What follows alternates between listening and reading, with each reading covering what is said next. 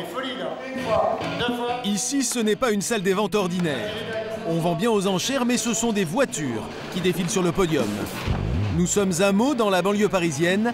Ce parking, un peu à l'abri des regards, est très connu des amateurs d'occasion à petit prix. Ils ont tous la même obsession, acheter un véhicule le moins cher possible. C'est justement le cas de Lionel, un particulier qui vient ici très régulièrement. Sur des modèles comme ça qui sont impeccables, ouais, j'ai déjà fait des acquisitions dans ce genre-là, quoi. Je l'ai eu pour 7 500 €, alors qu'elle cotait pas loin de 12 000. Donc là, c'est carrément le jackpot, là. Donc ça m'a permis vraiment de rouler plus de 3 ans à l'œil. Résultat, 4 500 € d'économie pour une grosse berline. Lionel a déjà acheté 4 véhicules ici et pour flairer les meilleures occasions, un seul conseil, il faut tout regarder dans les moindres détails. Démonstration avec une fourgonnette, Lionel va tenter d'en trouver une pour un bon prix. Donc là, on regarde quand même un peu des fois la direction, s'il y avait du jeu, mais bon. Vous voyez le plafonnier, aucune trace de fumée. On sent que c'est un véhicule qui est sain, qui a été, on va dire, entretenu. Regardez les niveaux, un minimum. C'est pas un véhicule qui a souffert. Vous voyez, on le voit au niveau du plastique. C'est pas abîmé, pas rayé. Non, je pense que ça va faire l'affaire. Vous êtes prêt à monter à combien pour ça? Bah, étant donné que l'Argus, il est aux alentours de 7000.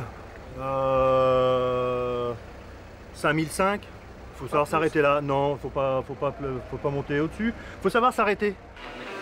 Les occasions vendues ici sont essentiellement des voitures saisies par la justice et des véhicules de location. Mais attention, la vente aux enchères pose 2 problèmes. Premièrement, on ne peut pas essayer les véhicules. Ensuite, les ventes défilent à une vitesse impressionnante. Certaines voitures se négocient en moins de 30 secondes. Personne ne couvre l'enchère de 3800, c'est vu, j'ai 3008, une fois, deux fois, 3800 derrière. La voiture est à peine vendue qu'une autre lui succède déjà sur le podium.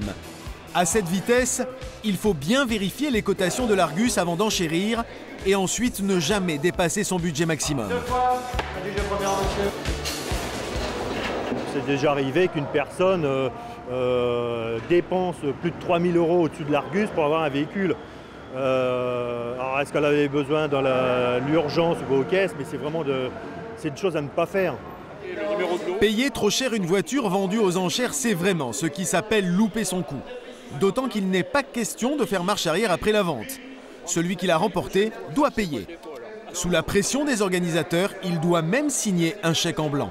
En fait, on demande un chèque signé en blanc, ce qui fait toujours un peu peur, mais ce sont les us et coutumes de la vente aux enchères en France, plus une pièce d'identité.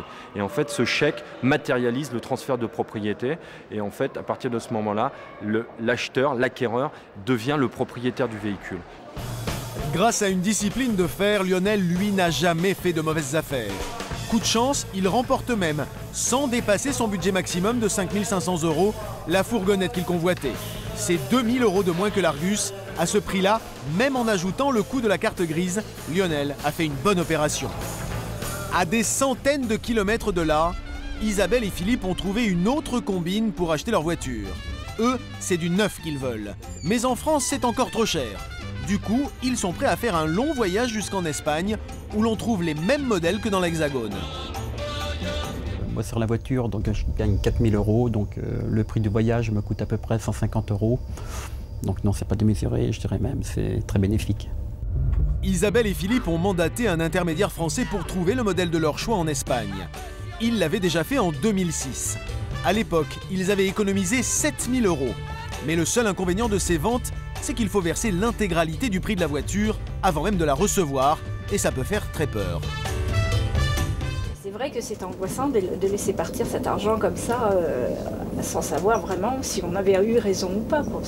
C'est de se lancer et de se dire on le fait, et est-ce qu'on aura vraiment le véhicule à l'arrivée?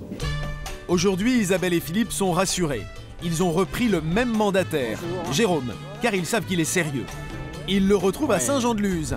C'est lui qui a déniché leur voiture en Espagne à environ 1 heure de route. Jérôme connaît le trajet par cœur. Avec la baisse du pouvoir d'achat, de plus en plus de Français font appel à ses services pour acheter leur voiture en Espagne.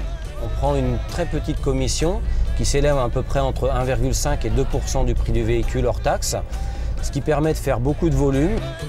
Pourquoi un tel succès? Parce que les voitures hors taxe sont beaucoup moins chères en Espagne.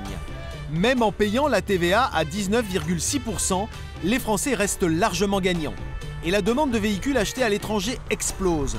Mais attention, il faut bien se renseigner sur la réputation de son mandataire avant de le choisir. Et pour ça, rien ne vaut les forums sur Internet, le bouche à oreille ou même les conseils de son banquier. Ça y est, arrivé à destination?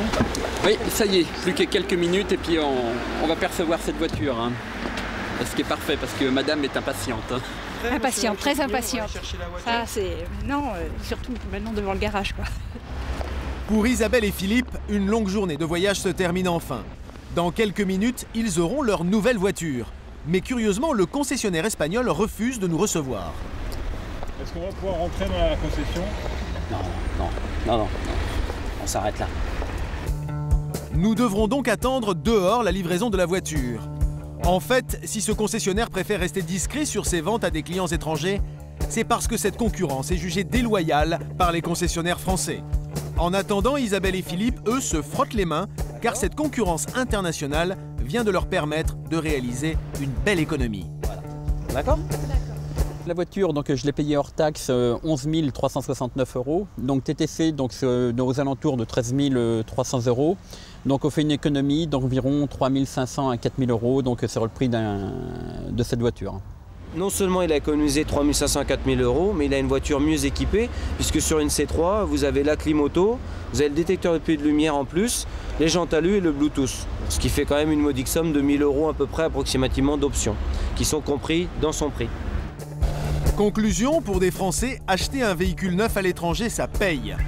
En France, Isabelle et Philippe auraient dû débourser au moins 4 500 € de plus pour rouler dans la même voiture.